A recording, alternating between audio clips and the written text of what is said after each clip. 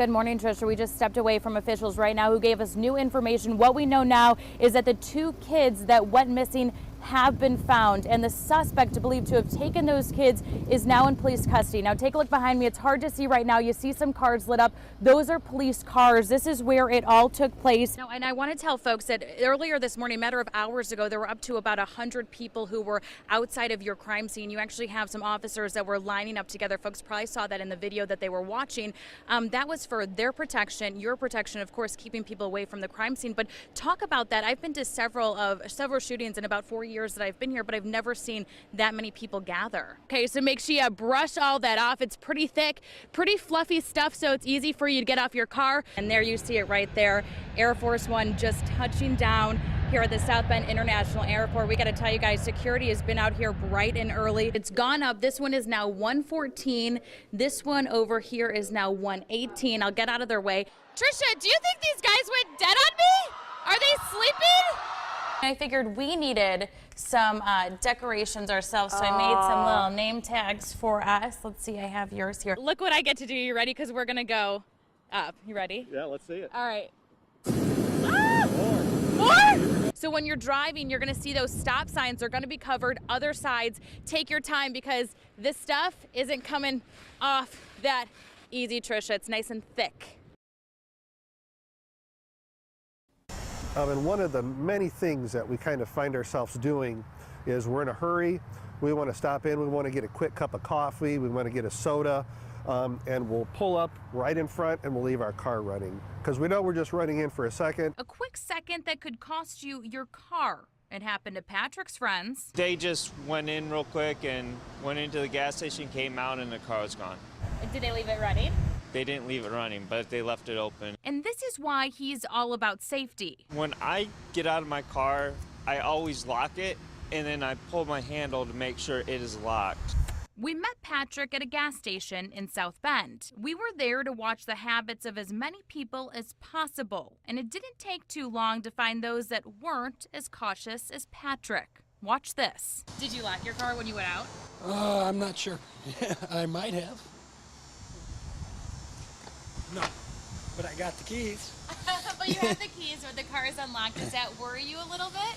Yeah, not too much. No? You don't think it's as easy as someone coming in your car and maybe knowing what they're doing? I'm sure it is, but I'm not too worried about this old truck. There's this car that was left running for a good 5 minutes. They didn't want to comment. Maybe it's because their doors were unlocked too. You never know who's out here. Somebody could be leaning up against a building, talking on a cell phone. You think that, oh, maybe someone's just waiting for a ride or, you know, they're waiting for some friends to meet up, that sort of thing. But take a look at this car. That looks nice. Hey, it's running and unlocked for you too. When you got out of your car, you walked inside. Did you lock it? No. I was just running in, didn't have much time. Do you ever think that even that 2 seconds you were running in that someone could get in here and drive off? No. No? Never think about it. It was back in first grade when Tori and Michael met. Everyone would make fun of him because he couldn't sit still, but I just knew that was part of his autism thing, so I always just stood up for him and we kind of just connected. A pretty strong statement for a first grader. My mom's always taught me how to treat others, how you want to be treated. He always been a good friend to me. And this friendship continued through elementary school, middle school, and into high school. I needed a friend to be able to have his back. And have his back, she did. And he was sitting alone, and it really upset me. So I got up and I walked to his lunch table, and my whole lunch table followed me. So it was pretty important. Sorry. But now he has friends. Not only does Michael have friends, he joined the swim team and was named MVP twice. Then he decided to join the track and field team. He wanted to join track because, as he says, he wanted to continue hanging out with the dudes. And he was named Homecoming King. Homecoming is a really big deal, and I'm so glad that I could become popular at Mishawaka High School, even though I have special needs. Michael has grown into this young man that is completely opposite of first grade. He has grown up and matured. Now let's fast forward to senior year, where the talk of prom was in the air. I always thought about going to prom with him if he ever needed a date. Unfortunately, Well, she came home and told me that another girl had asked him. And she was like, I'm so upset. Like, I really kind of wanted to go to prom with him. then that fell through, but Michael knew what he wanted to do. I want to go with Tori, and I need a great idea. I just have to blow her out of the water, Mom. Help me. But he figured it all out. At lunch, he had a folded up piece of paper, and he came to my lunch table after the table with all his guy friends. And it was all folded up in ways that I didn't even know how he got folded up, and it had to Tori on it. It fold, then fold, then fold, then fold, then fold, then fold, then yeah, fold. And I opened it. I'm a personal cartoonist, so I decided to add the cartoon of me and holding a horse and carry a flower and say, will you ride to prom with me? Because she loved horses. So I said yes. It was sweet. A connection that started in first grade, a best friendship that's gonna last a lifetime. It's a big deal because me and Tori been friends since first grade, and that's important to me.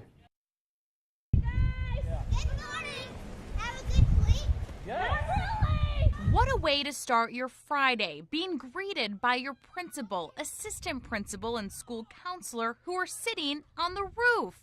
And we're not talking only a few hours. All three spent the night. The night was cold. When I woke up this morning with the space heater, the thermometer said 37 degrees. There were times where you get shivering and then you can't stop for a while. I have 4 shirts on, 3 pairs of pants, snow pants, boots, gloves, hats, coat, sleeping bag, and I'm still cold. Right now, LaVille Elementary School is in the middle of their 2015 food drive, a food drive that's been an annual event for at least 19 years. And to increase the food intake this year, they told the students the principal and assistant principal would sleep on the roof if they collected enough items. Our record was 1,917. We wanted to beat the record, but we thought that if we just issued that, it would be pretty simple for the kids to do that, so we upped it another 600 and made it 2,500. They reached that in 3 days, I believe. Then the school counselor got involved. We thought, oh, another 1,000. We'll have them bring in another 1,000, and then, I'll get up on the roof too. And then a couple days later, they met that. Frazier says it looks like every single kid brought in something to contribute to the food drive, even the kids that had nothing. We noticed some of the canned items were labeled, which we know were from local food pantries. So they even took food that they got from the food pantry and donated it. In the classroom, inside the walls of our building, we're teaching the kids the state standards and the curriculum, but we wanted to basically tear down the walls and teach them about giving, keeping promises, and doing something as a service project for our community. I'll be glad when it's time to get down in the warmth. Yes! And eventually it was. Around 8:30 a.m., all three came down to the warmest welcome. Christine Karsten, News Center 16.